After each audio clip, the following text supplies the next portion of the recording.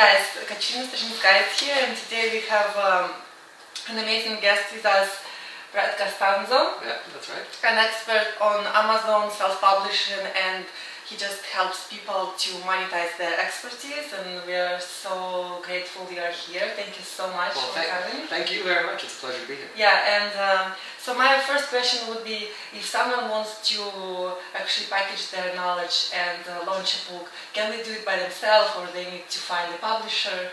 How it works? You know, that's what's so great right now, this time in history, that other companies and technology have made it possible that you really can do it totally by yourself. You don't need a big Main Street publisher. You can work with small publishers. I have a small publishing company where I do work with a handful of experts and authors and business owners who wish to monetize like that. But the beautiful part is you don't need that. You can literally do it with, for free, using the tools that Amazon and a handful of other companies have out there. And it's really a remarkable time in human history, because until really the past few years, you couldn't do that. You were dependent upon somebody else. Yeah. Okay, so really book won't make you a multi-millionaire, so why people would be interested even in publishing books?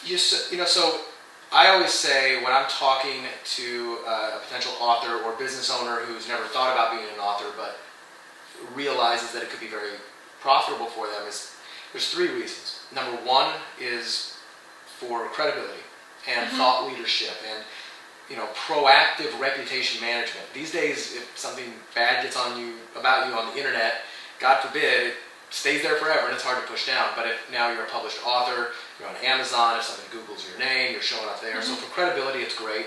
The other reason is for lead generation, because if people find you via your book, there have been studies that have shown the lifetime customer value if they come in through a book first, before anything else, an ebook, a home study course, a public event where you're speaking. If they come in through a book, it's typically about 2 to 3 times the lifetime customer value, because this book just made you look so credible, right? The first reason is credibility. The second reason is lead generation, and which I just described. And in all the books I do, I always have a call to action, such as get extra video footage, or get something extra by coming and signing up for my newsletter list. Right? And so many authors and big publishing houses don't do that. In fact, most big publishing houses will have a call to action to sign up for a newsletter, but it's the publishing house's newsletter, not yours. So, like I see Simon & Schuster doing that, and other people. And then the third reason would be royalties, but that's, for me, almost always the last reason. Is don't do it for the income. If you make income off of it, that's fantastic, but do it for the ability to position yourself and to be the tip of the spear of I guess your sales funnel.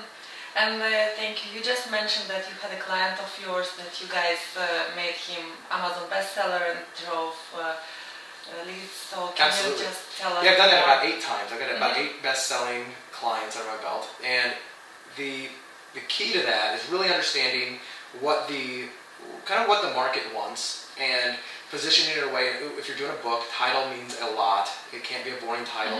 Title and cover are so hugely important. You don't have to worry about a big long sales copy page, but something memorable, something that kind of sticks out. And then what we did, there was a strategic launch process that we did by reaching out to everybody we knew, and we come from the world of internet and information marketing, so we knew a lot of people who had big followings and lists, including every single one of my clients had some kind of a following, whether it was social, email. I really don't work with authors who have nothing whatsoever, because that's really what helps. Is we do a big concerted effort to get the list, understanding, hey, the book's coming out, it's coming out really soon. Prepare for it, watch, and then everybody go buy the same week. And there's a lot of strategies that can be done in order to encourage people. You're able to control the price, so you're able to drop the price down to, let's say, 99 cents, if not free, for all of your best friends, listeners, and customers. And the leads that have come through that have just been remarkable, because once you get the success on something like Amazon, it's sticky. It stays up there, and more people find it, then they come in through the funnel.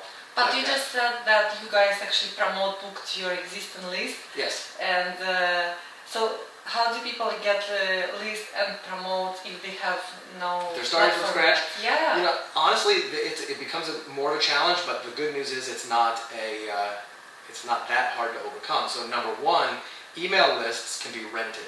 You can pay money for it. So I'm not a big fan of saying that here's a great way to do this for free. Like, spend some money. If you're going to do this, if you're going to launch your book, spend a little money. You can find directories of people who have other email lists. Let's just say it's a health and fitness book that you've got. One of my clients has that. If we were starting from scratch, I would ask, how much does it cost to rent a mailing to your list or rent an ad on your newsletter? Because maybe you can do it for pretty cheap. Some people, a couple $100, depending on how big they are, several thousand. But if you're serious about getting your book out there, you can rent an email list. You can do Facebook advertising.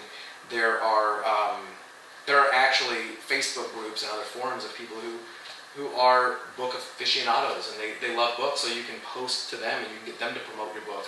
And it's a lot of guerrilla marketing. You just get out there and tell as many people, as well as doing guest blog posts and finding other folks. So if you have a big health and fitness niche, and I may have a great article that I can pull from my book, and I reach out to you and say, look, I've got this article, I think your people would love it. Would you like to, do you ever accept guest posts? And maybe you do. And if you do a lot of that, a little bit of elbow grease and guerrilla marketing. That's awesome. Yeah, it can work.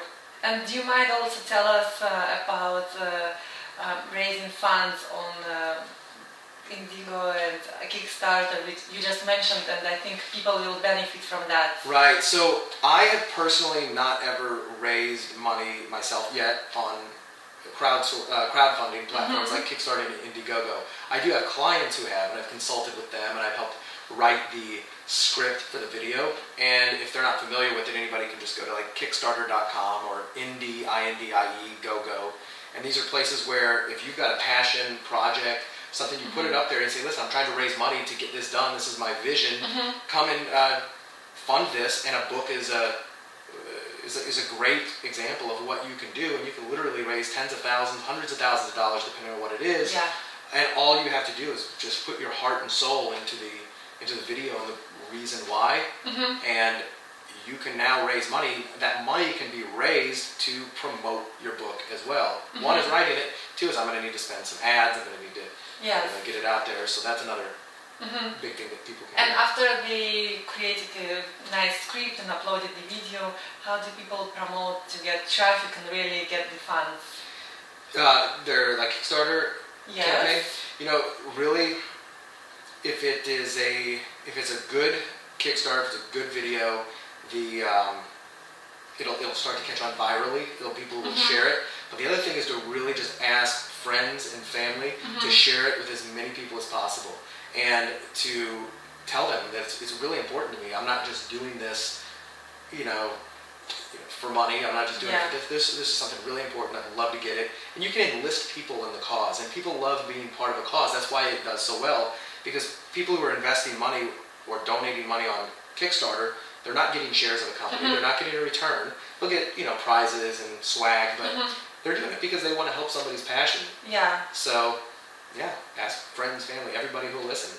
It takes a little hustle, fantastic. but it works. If you're willing to hustle, there's no limit to what can be Sure. done. And I'm interested, how did you end up being an Amazon guru from finance and other things?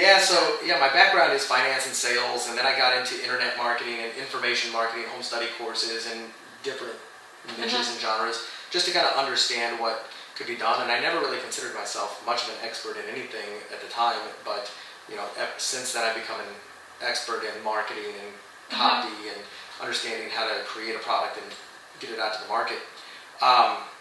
After selling I had a small publishing business for just info products, and I sold that to an investor group out of New Zealand. And then I was wondering, okay, what am I going to do next? Am I going to create another information product? And it kind of hit me just out of the blue, going, when I go to Google and I search for how to do something, or I search for information, I'm looking for free information.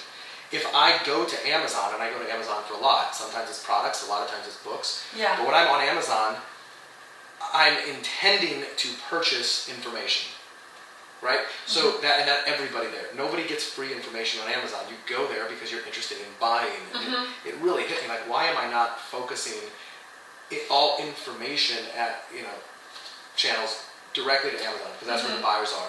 So I started to study everything I could about it, and then one of my clients had a book on Amazon, and I just said, let me have my shot at this. I've been in direct response info marketing over here. Let me put all of that effort into this, and it, number one in its category for, now it's been about 2 years, and it's almost always, it's at least in the top 5 at all times, and it's just absolutely killed it, just by applying common sense and, good direct response principles, That's awesome. to what we're doing. But and then it kind of took another path as I started to realize the power, number one, of the credibility of a book and the author's intellectual property. I had this was the second big epiphany I had about this, and a lot of this came from one of my marketing mentors, a guy named Mitch Axelrod, and his concept, he's the first person to use these words to me, but the concept of rent your content. And he told a story of how he had a book that he didn't sell. He printed up 10,000 copies. He didn't sell one. He gave them all away. He made about $250,000 or so from that, because he knew he was giving them away strategically to the right people, knowing that, and his book was about sales, right? So sales training. Yeah. So he would go after specifically folks that were business owners, had customers who were business owners, or had people who could benefit from his intellectual property, which was the knowledge about sales, not just to read. He wasn't going after the end consumers. He was looking for somebody, and he found multiple people to say, this is great, I'd love to give this away to every single one of my clients. So I'll take thousands of books, and I'll pay you, I don't remember what it was, but I'll pay you $1, $2, whatever. I'll handle all the production and distribution, but let me rent your content. Let me pay you to give it away to my people and use it as marketing currency. And that really was a tremendous epiphany for me, realizing that if you have expertise or knowledge in a specific area, you can find somebody else who needs that knowledge, not necessarily for their own reasons, but maybe they have clients and customers who could.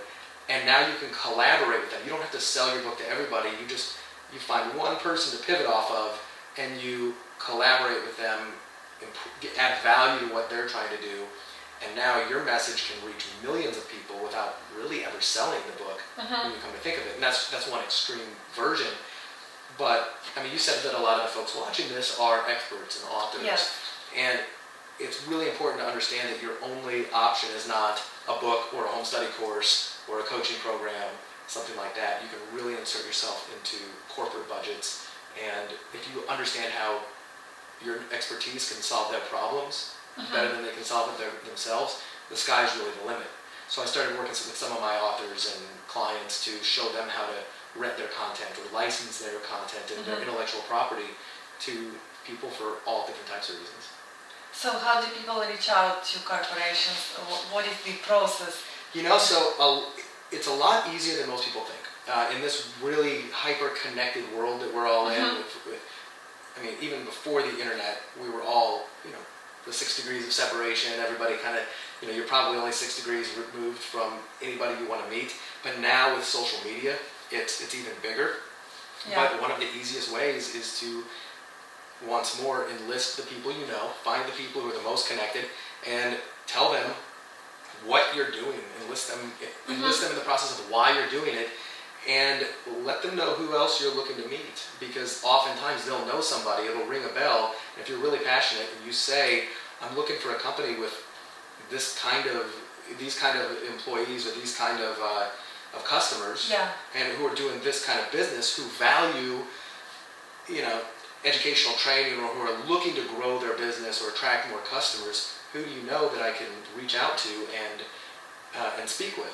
And if you and there's this is it sounds like, oh, that sounds way too easy, but you'd be surprised at the doors you can open by simply asking for help, and not necessarily reaching out. If I was to come to you saying, Katrina, here's what I want you to do, I would say, hey Katrina, here's what I'm doing, who do you know? And you may be a perfect candidate for me, but I haven't approached you. I kind of went around the side Yeah. and said, this is important to me. Where should I go? And you might be going, tell me more, because I could use that, right? So, once more, that was a strategy that I refined with my mentor Mitch, who I just spoke about, and it's just worked remarkably well. And it's even funny because I see people now picking up and doing that to me, and it works. I have a close friend of mine who was doing a big public speaking mentorship program, and he called me up and told me, hey, this is what I'm doing, and these are the kind of people I want to reach out to. He goes, I know you're not you're not a public speaker as a profession. I do it a little bit, but who else do you know might be interested in this? And I was like, you're the best public speaker I've ever heard. I'll tell you what, I'll sign up for your program. He's like, I didn't really expect it to, but it worked. Yeah. So that's cool. yeah, I spent like $4,000 to it was Saturday afternoon phone call. Next thing I know, I'm writing a check. So that's great. Yeah. And about mentorship, so do you have a mentor right now? Somebody I have several. Yeah. Who are they? Well, Mitch Axelrod is one of my biggest clients, and has become a friend, but also a business mentor of mine named Kent Clothier, and he is, he's my client. I help him with his marketing and helping him optimize his sales funnels and stuff for his real estate business. But at the same time, he's just a remarkable guy who has run a $2 billion company and lost everything and made it all back in multiple industries, and I get to work with him daily. So it's kind of the best of both worlds. He actually pays me, and yet he's my mentor.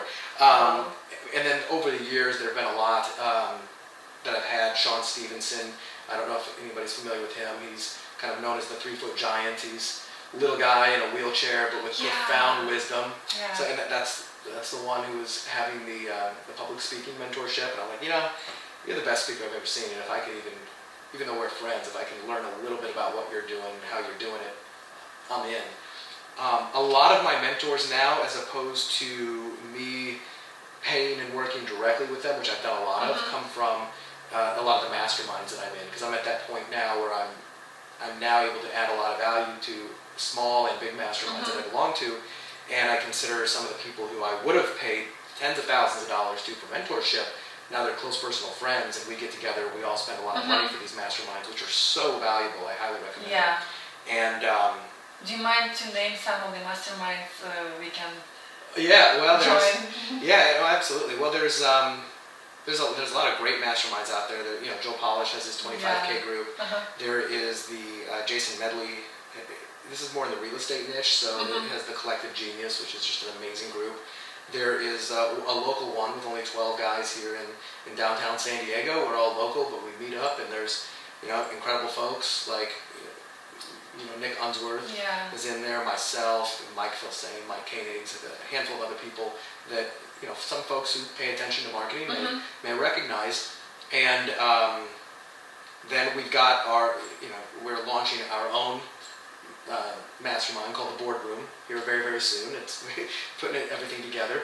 And there's another one started by a local guy here. It actually starts next month.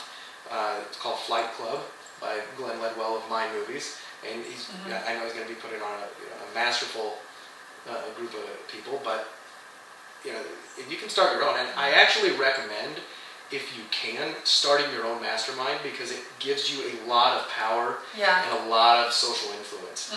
In one of my old businesses, I started an online mastermind. So I didn't use Facebook. I used Google Groups and a Ning network, ning.com, just to create kind of a private community. And it put me, I was one of the smallest marketers in that space, but I knew, the whole circles of separation. I knew about 10 people who were a lot bigger than me, and I just said, look, why don't we create this little mastermind and online syndicate? We can all share best practices, and I'll keep track of the launch calendar and promotion calendar. They love that. So then I just said, here, tell your friends, bring them in. So in order for their friends to get in, these bigger marketers that I never would have had access to, they had to come through my website and apply to my mastermind, which was free. That's genius. Yeah, and now awesome. it gave you a lot of social capital. So you can do that. I don't care what kind of business you're in. If you're a marketer, if you're a doctor, a lawyer, a salesperson, whatever, start your own. Yeah. And how important is mentorship, masterminds, coaching to an expert? Oh, it's everything. I mean, Yeah. you can read, you can buy home study courses, you can do that, but you need really somebody that you can call up when, if you're taking action.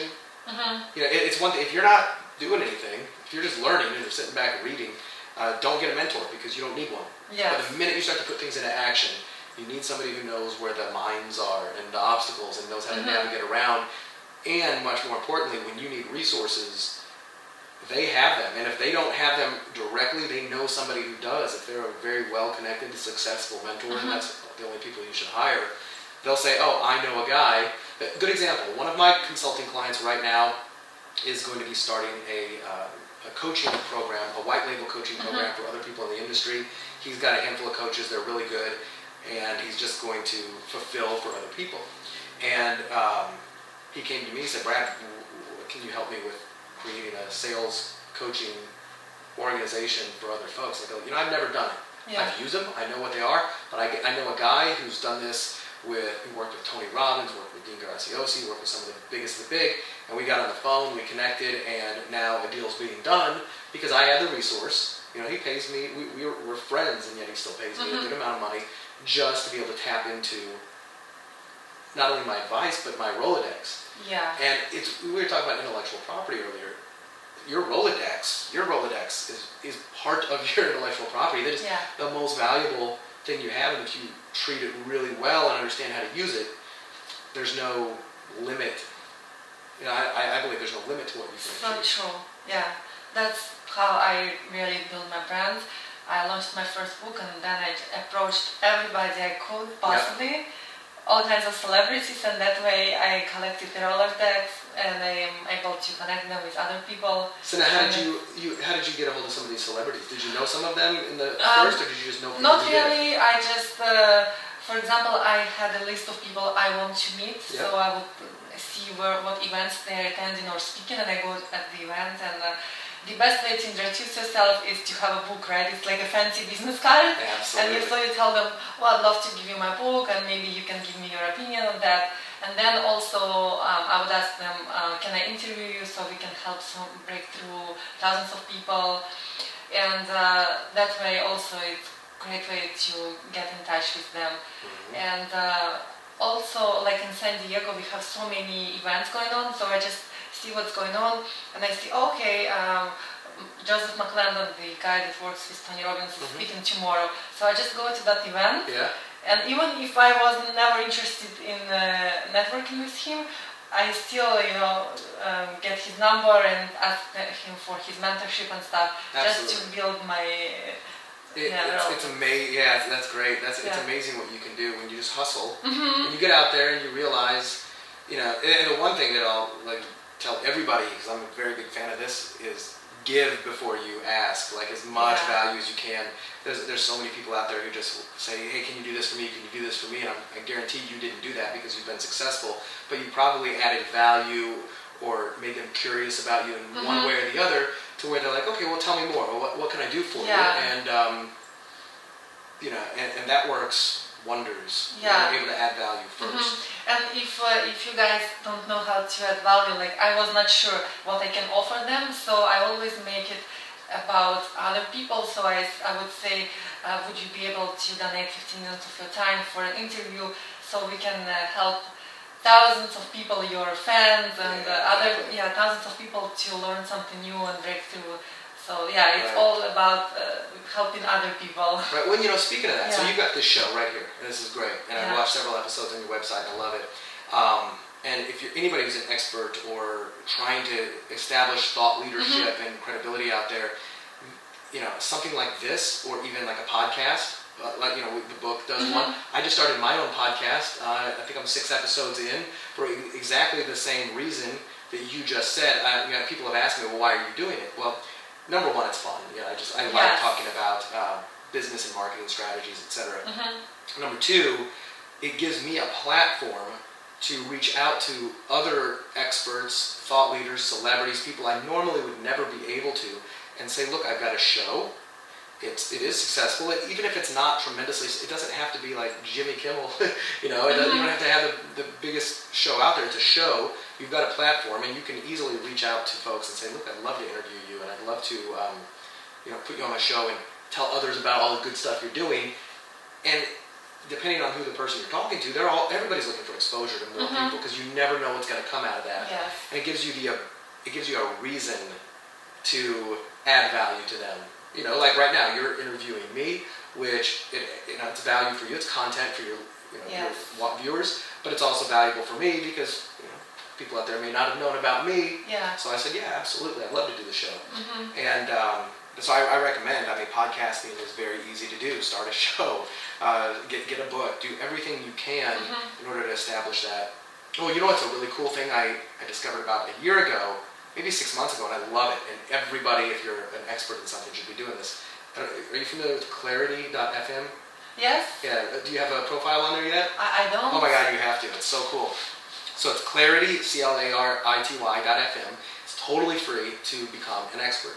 And you build a profile, and you have like 5 different areas of expertise that you can be in. So mine is like, business growth strategies, publishing, copywriting, online marketing, a handful of other things that I put myself out there as.